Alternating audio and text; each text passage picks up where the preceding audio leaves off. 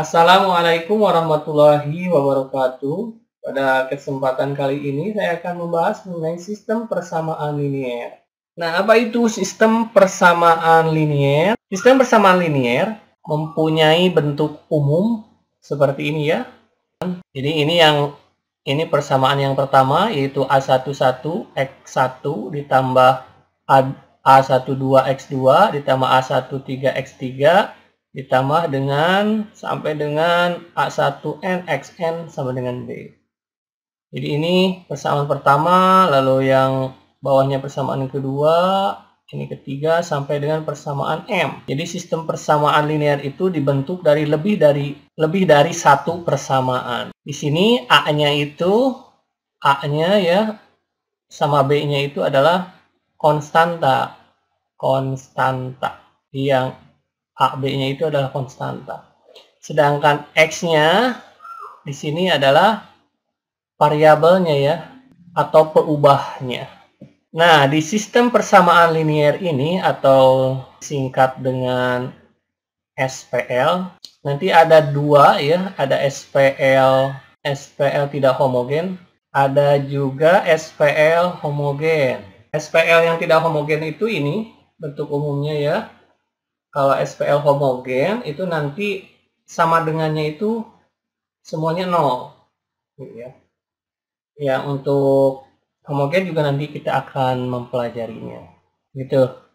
Nah, ini bentuk umumnya, tapi tidak selalu begini juga, bisa dengan variabel lain. Misalnya dalam bentuk XY ya, contoh misalnya sistem persamaan linear seperti ini misalnya, X min Y sama dengan 3. 2X plus 4Y sama dengan 6. Nah, ini juga sistem persamaan linear dengan dua variabel ya, X sama Y, yang terdiri dari dua persamaan. Ini yang persamaan pertama, ini yang persamaan kedua. Atau misalnya dalam bentuk X, Y, Z gitu juga ya. Jadi variabelnya bisa seperti itu, ya, tidak hanya X saja. Selanjutnya untuk menyelesaikan SPL, ada beberapa metode yang bisa digunakan. Bisa dengan grafik, bisa dengan substitusi, eliminasi, lalu aturan Cramer, OBE, atau operasi baris elementer, metode Gauss, atau metode Gauss-Jordan. Dan di dalam penyelesaian SPL itu, hasilnya bisa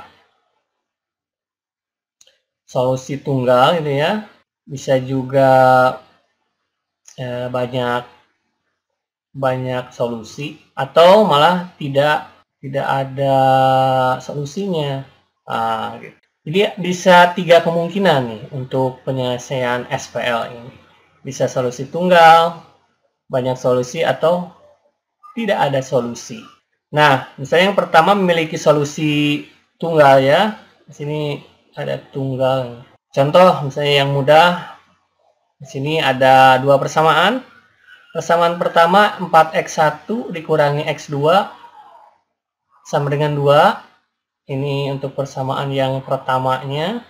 Lalu persamaan keduanya 3x1 ditambah 2x2 sama dengan 7. Ini kalau misalnya kita gambarkan dalam grafiknya itu kan seperti ini. Ini yang warna biru. Warna biru itu yang ini persamaan 4x1 dikurang x2. Jadi kalau digambarkan seperti ini. Dan yang hitam 3x1 ditambah 2x2 sama dengan 7. Nah, ini ya. Sehingga nanti titik perpotongannya itu di sini. Yaitu 1,2. Dengan demikian, karena ini berupa titik, ini 1 itu x-nya dan 2 itu y-nya. Maka hasilnya itu x sama dengan 1 dan y sama dengan 2. Tentunya untuk cara membuat grafik ini kan pernah ya dipelajari sebelumnya. Apakah ini benar solusi dari sini?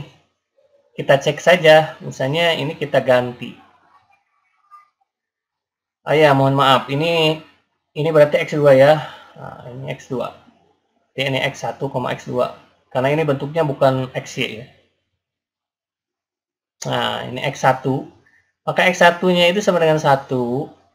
Dimasukkan nih, 4 kali 1 berapa? 4. Dikurangi X2-nya diganti sama 2. 4 dikurangi 2, 2 kan? Betul. Coba kalau kita masukkan ke persamaan yang kedua, 3 kali 1, 3 ditambah 2 kali 2, 4. Berarti 3 ditambah 4, 7. Ya, betul benar. Dan ini juga bisa dikerjakan dengan apa? Dengan eliminasi ya, atau substitusi. Misalnya pakai eliminasi ya. 4x1 dikurangi x2 sama dengan 2. Lalu 3x1 dikurangi ditambah 2x2 sama dengan 7. Kalau dieliminasi kita tambahkan ini ya, atasnya kita kali 2 aja. Atasnya dikali 2, maka nanti persamaannya itu menjadi 8x1 dikurangi 2x2 sama dengan 4. Jadi kita tujuannya mengeliminasi x2. Lalu yang bawahnya tetap 3x1 ditambah 2x2 sama dengan 7. Nah, kita jumlahkan. Yang ini 8x1 ditambah dengan 3x1 adalah 11x1. Nah, ini negatif 2x2 ditambah 2x2 adalah 0. Maka habis ya. Kita nggak tulis lah. Karena habis. Lalu 4 ditambah 7, 11. Maka nanti X1-nya sama dengan 11 per 11 sama dengan 1. Sama ya. Karena X-nya sama dengan 1, kita bisa masukkan ke persamaan yang awal ya, yang pertama ini atau kedua. Ini lebih enak kan ke persamaan yang pertama ini. Jadi 4 kali 1 dikurangi X2 sama dengan 2. Maka nanti didapat X2-nya itu sama dengan, ini pindah ke sini jadi negatif ya. Negatif 2 nanti jadi 2 kan. Karena nanti negatif di sini jadi positif. Jadi X sama dengan 2. Gitu ya. Jadi ini yang dimaksud dengan solusi tunggal. Artinya nilai X-nya 1 dan X2-nya 2. Yang kedua kemungkinannya itu memiliki banyak solusi. Jadi ini kalau kita gambarkan yang grafik 4x1 dikurangi x2 sama dengan 2 dengan 8x1 dikurangi 2x2 sama dengan 4 itu bakal berhimpit di sini. Jadi solusinya banyak. Jadi ini persamaan kedua ini nih, kalau dilihat itu kan 2 kalinya dari persamaan pertama, kelipatannya. Jadi kalau kelipatan seperti ini ya pasti bakal memiliki banyak solusi. Coba kalau misalnya kita eliminasi ya, eliminasi berarti kan ini kita akan hilangkan yang X1 lah gitu. Berarti kita kali 2. Kalau kali 2 menjadi 8x1 dikurangi 2x2 sama dengan 4 ya. Jadi 8x1 dikurangi 2x2 sama dengan 4. Kalau yang bawah tetap ya. Kita kurangkan 8x1 dikurangi 8x1 ya 0. Negatif x2 dikurangi negatif 2x2 0 juga. 4 dikurangi 4 0. Jadi 0 sama dengan 0. Nah, jadi kalau dieliminasi itu jadi begini. Ini artinya banyak solusinya. Misalnya nilai X1-nya itu 1. Berarti supaya jadi 2 berapa? X2-nya 2 kan? X2-nya 2 juga. Misalnya X2-nya 2. Karena 4 kali 1, 4 dikurangi 2, 2. Ke sini juga bakal masuk. 8 kali 1, 8. Dikurangi 2 kali 2, 4. Jadi 8 dikurangi 4 nanti jadi 4. Bisa juga misalnya X1-nya itu berapa? 0. Ya. Berarti X2-nya berapa? X2-nya 2. Negatif 2 nih. Kalau X1-nya 0, maka X2-nya negatif 2. Berapa lagi? Misalnya kalau X1-nya 2. Maka X2-nya 6 ya. Betul? Itu ya. Banyak ya. Bisa dicari lagi. Jadi banyak ini yang memenuhinya. Selanjutnya tidak memiliki solusi. Bentuknya seperti ini. Misalnya 4X1 dikurangi X2 sama dengan 2. Ini persamaan yang pertamanya. Lalu persamaan keduanya 4X1 dikurangi X2 sama dengan 4. Ini persamaan kedua. Jadi kalau digambarkan persamaan pertama sama persamaan kedua. Ini yang persamaan pertama, ini kedua ya. Gambarnya bakal seperti ini. Tidak ada perpotongan. Jadi cuma sejajar saja. Coba kalau misalnya dieliminasi. Dieliminasi ini yang atas ya kali berapa? Oh, ini enggak dikalikan kan, langsung aja dikurangkan juga bisa. Kita kurangkan. Ini habisnya 0, ini juga 0. Jadi hasilnya 0 sama dengan negatif 2. Nah, jadi begini nih. Kalau tidak memiliki solusi. Tadi kan kalau 0 sama dengan 0 mah banyak solusi. Nah, tadi ada beberapa dengan cara grafik, substitusi, dan eliminasi. Nah, sekarang mencari penyelesaian SPL dengan aturan Cramer. Jadi jika AX sama dengan B adalah sistem persamaan yang terdiri dari N persamaan linier dalam N bilangan tak diketahui sehingga determinan A-nya tidak 0 atau tak 0, maka pemecahan tersebut mempunyai pemecahan X1 sama dengan determinan A1 dibagi dengan determinan A, X2 sama dengan determinan A2 dibagi determinan A, sampai dengan Xn sama dengan determinan AN dibagi dengan determinan A. Contoh ya, contoh misalnya ini. Contohnya dalam persamaan 3 variabel. Untuk 3 variabel. Jadi yang perlu diketahui untuk menerapkan aturan Cramer yang pertama itu harus persamaannya harus sama dengan variabelnya yaitu X1, X2, dan X3-nya. Banyaknya variabelnya itu harus sama dengan banyaknya baris atau kolomnya.